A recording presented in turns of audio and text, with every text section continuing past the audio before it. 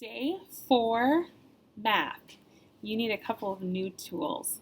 The first one is you need your GeoBoard, and then in your envelope for this week you also had rubber bands. They're called GeoBands. Same thing as a rubber band, but you need these. They are colorful, and you'll need just 4 of them today. Okay, you'll need 4 of them. I chose 4 different colors so that I could see what I'm doing better today. But you can choose whatever colors that you want for it. So make sure that you have your board and your bands sitting out. Don't play with them. I'm going to talk about them a little bit in just a minute.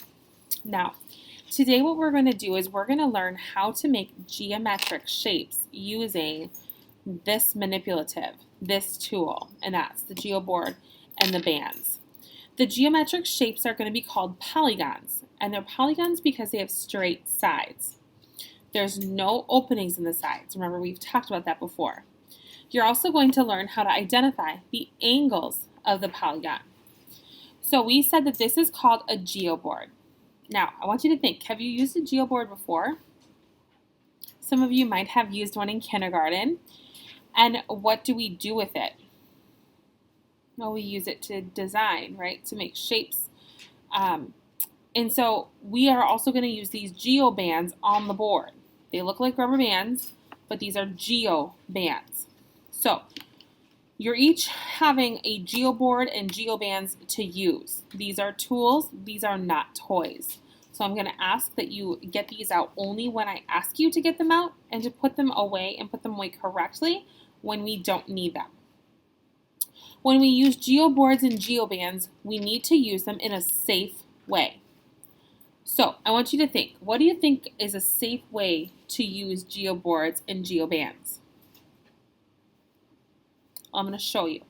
I'm going to show you a safe way that many people use to put a GeoBand on the GeoBoard and take it off.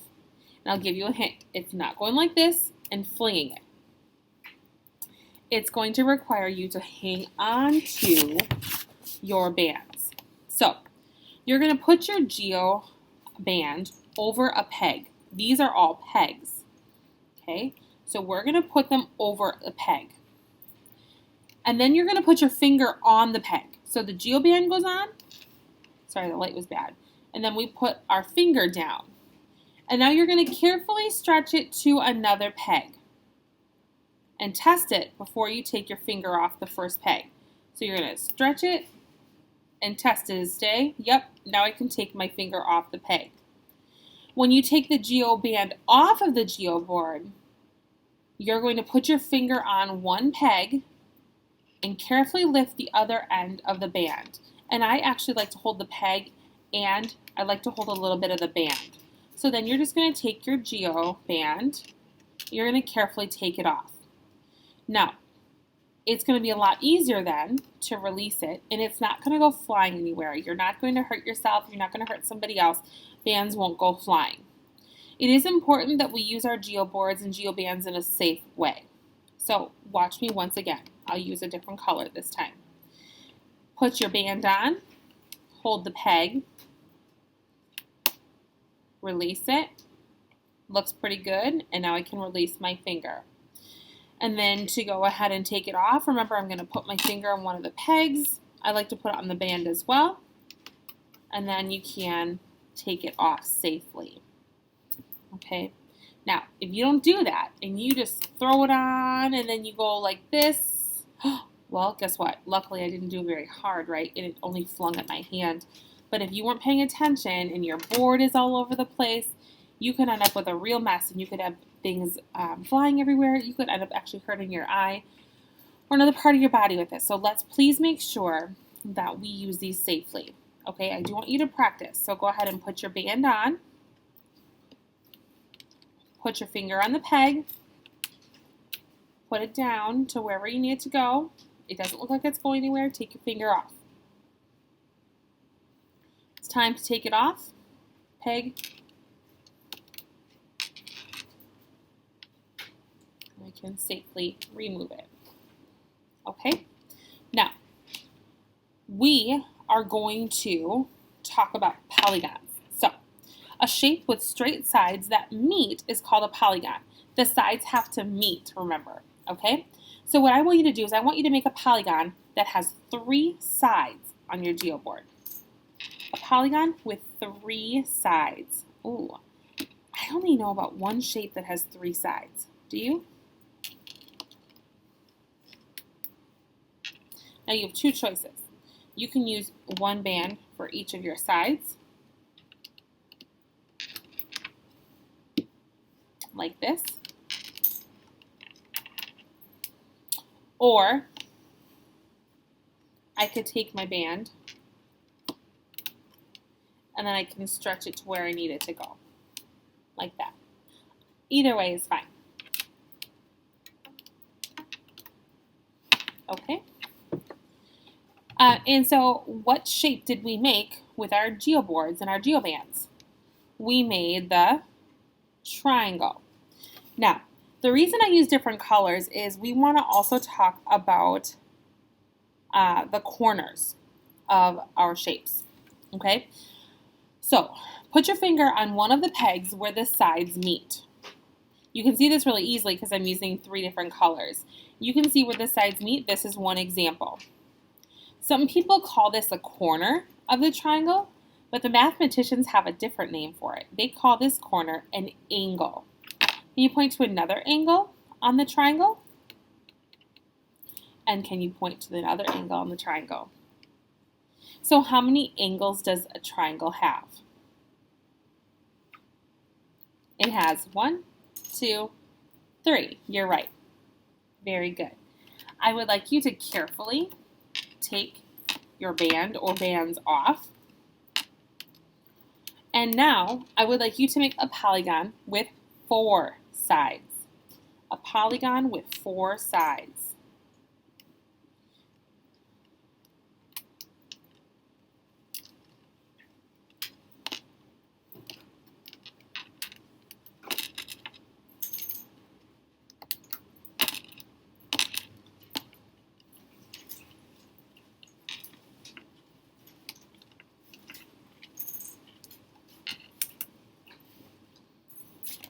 Okay, now hopefully you have your polygon with 4 sides done. Yours might not look identical to mine. I made mine kind of big. And what we should have noticed is that there's 2 different kinds of 4-sided polygons. Okay, there's the square, like I did here. And I know it's a square because each of the sides is 4 pegs. And in a square, all the sides are the same length. But you also could have done a rectangle, okay? So put your finger on one of the pegs where the sides meet. Can you point to another side? Now, I want you to move your finger off of the peg into the inside of the polygon. This is one of the angles inside.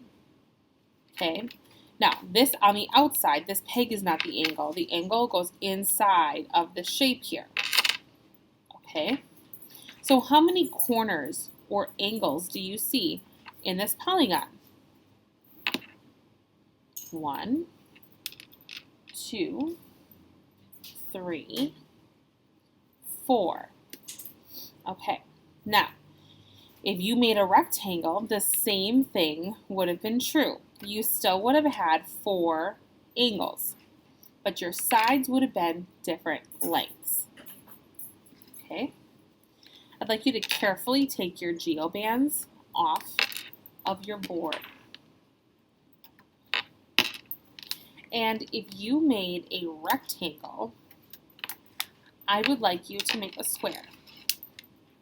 And if you made a square, I'd like you to make a rectangle so that you can see what we were talking about.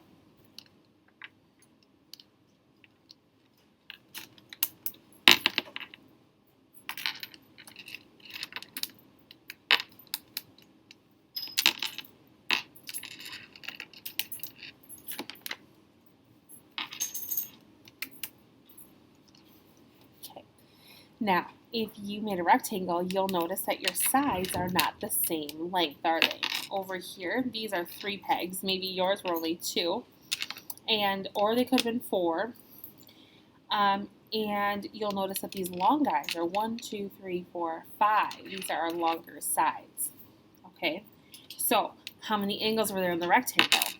1, 2, 3, and 4. Okay, friends, I would like you please to clear your board. Take your bands off. Do it safely, please. You're going to be keeping track of your bands. They're going to go back into your bag with the rest of them, please. And these can go into your math bin as well. And we're going to get right to our guided class practice. So if you could go ahead and grab out your guided class practice, we are going to get going. Your name needs to be on your paper, and today's date is 08/2020. If you were writing your date out, it would be December 8th, 2020. Okay, now number 1. Looks like we're looking at some money, so let's look carefully. It says Selena has 6 dimes. Rhonda has 9 nickels. How much money does each of the girls have? Well, Selena has 6 dimes. Each dime is worth 10 cents. So we have to count by tens 6 times. I'm just going to draw circles here so that we know how many times we've counted. We're counting by tens. 10, 20, 30, 40, 50, 60. So Selena has 60 cents. Now Rhonda has 9 nickels. So I'm going to actually draw out 9 circles. And nickels are each worth 5 cents. Nickels are worth 5 cents. And so now I need to count by fives 9 times. 5, 10, 15, 20, 25, 30, 35, 40, 45. So how much money does Rhonda have? Rhonda has 45 cents. And now it says, who has more money? Does Selena have more money or Rhonda? Selena has 60 cents. Rhonda has 45 cents. Who has more money? Selena. So you're going to write Selena on the line.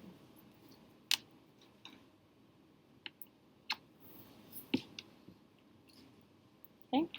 Now, number 2. It says Beth is putting some numbers in order from least to greatest. Which number in the box should she put between 43 and 67? So we have 43 is the smallest number, 67 is the largest, and we need to know which number can go in between. Well, let's look. 41. 41 comes before 43, doesn't it? So that cannot be it. What about 58? Is 58 fall between 43 and 67? It does. Let's check 35. 35 is even smaller than 41. And 69? 69 is actually bigger than 67. So our number that we need to put in between 43 and 67 is 58. Now, for number 3, we're going to be putting some dots in between in our angles. So let's take a look. It says put a dot inside each angle. Just like when we pointed on our geoboards, we're going to put dots. Then we need to count the number of angles in each of these polygons. Remember, a polygon has straight sides and all the sides connect. So we need to put a dot inside each angle. Remember that our angles are where our corners are in our shape. So how many angles do I have in a rectangle? 1, 2, 3, 4. Okay, number the second one here, this triangle. Put a dot inside each of my angles. How many angles are in a triangle? 1, 2, 3. And let's count the number of angles in this last shape. 1, 2, 3, 4, 5. Okay. Number 4 is a new topic as of yesterday with number lines. So remember that with a number line, we are assuming that we are counting by ones here because it doesn't tell us anything different. So we need to write the numbers below the number line. 0, 1, 2, 3, 4, 5, and 6. Now, we have some directions. There's some things it wants us to do. It says, put a point at 4 and label it P. So I need to go to 4. I need to put a point at 4, and I need to label it P. Put a point at 1, label it T. There's 1, put point, and label it. It is not going to be fully correct if you don't put the point. You need to put the point. That is the first part of the direction. So you have to follow both parts. Now it says, where is point Z? Look at Z. What number is Z at? Z is at the number 5. Number 5, you need to have your ruler. We need to measure each of these line segments in our shape, and we need to do it using inches. So let's pull our ruler out, please. You need to be doing this, remember, on your own. You need practice with your ruler. You're going to start at 0 and stop where the end of your line is. Yes, you are correct. 4 inches. And what the top is for a rectangle, so is the bottom. So that also is 4 inches. Now, are these going to be 4 inches on the side?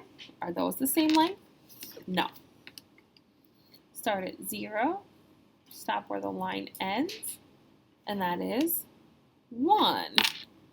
And what you have on the one short side, you also have on the other. That also is 1 inch. All right, friends. Now that we have done the front side, the back side is your responsibility. Please make sure that you put your name and your date on the back side as well. And make sure that you follow all of the directions that it has for you. You do have a number line. You do need to put a dot inside each angle. Okay, remember here, 7 nickels, each nickel's 5 cents, 3 dimes, each dime is worth 10 cents. How much money did each of the boys have and which one has more money? All those directions you need to do. Then these number patterns at the bottom, we're starting to have more number patterns. So make sure that you are reading the pattern closely and doing your very best. When the back side is done, please make sure this gets put back into your Tuesday folder.